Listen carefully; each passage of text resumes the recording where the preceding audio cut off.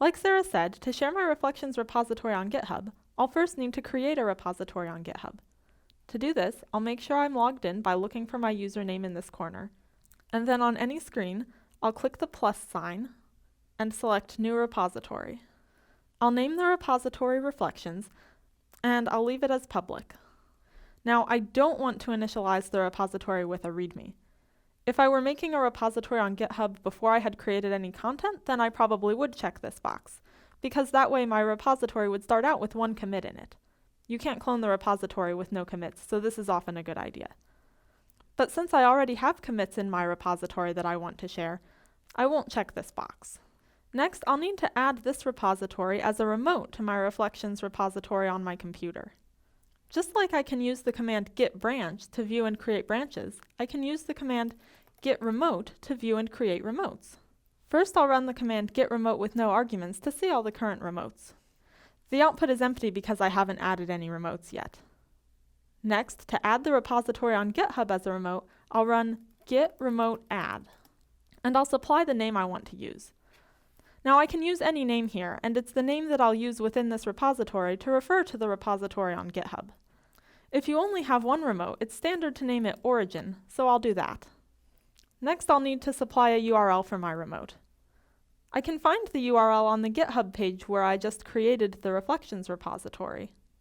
So I'll copy the URL, then paste it into my command and press enter. Now if I run git remote again, I can see that the origin remote has been created. To verify that the URL was added correctly, I'll run git remote-v. V stands for verbose and means that git remote will output more information. That is, it will be more verbose. The output shows both the URL where I would fetch data from and the URL where I would push data to. In most cases, these will be the same URL. Here, I can see the same URL that I just pasted. Now, in order to send my changes to the remote, I'll use the command git push. Git push takes two arguments, the remote I want to send changes to, and the name of the local branch that I'd like to push. I named my remote origin, and I've made all of my changes in the local master branch. So I'll run git push origin master. Before I ran git push, I had made a bunch of changes in the master branch on my local repository, and my repository on GitHub was empty. Running git push copied all of the commits reachable from my master branch to origin, that is, my repository on GitHub. By default, the branch created on GitHub will have the same name as the local branch that I pushed, so this branch will also be called master. Now I'll refresh the page on GitHub, and I can see that all my files have been added. I can also see here that the branch I'm on is named master. Now create a Reflections repository on your own GitHub account.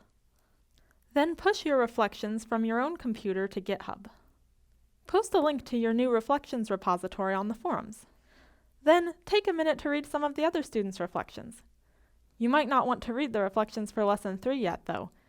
The reflections will be more valuable if you think about them for yourself before reading what other people have said. Once you've shared a link to your Reflections repository, check this box.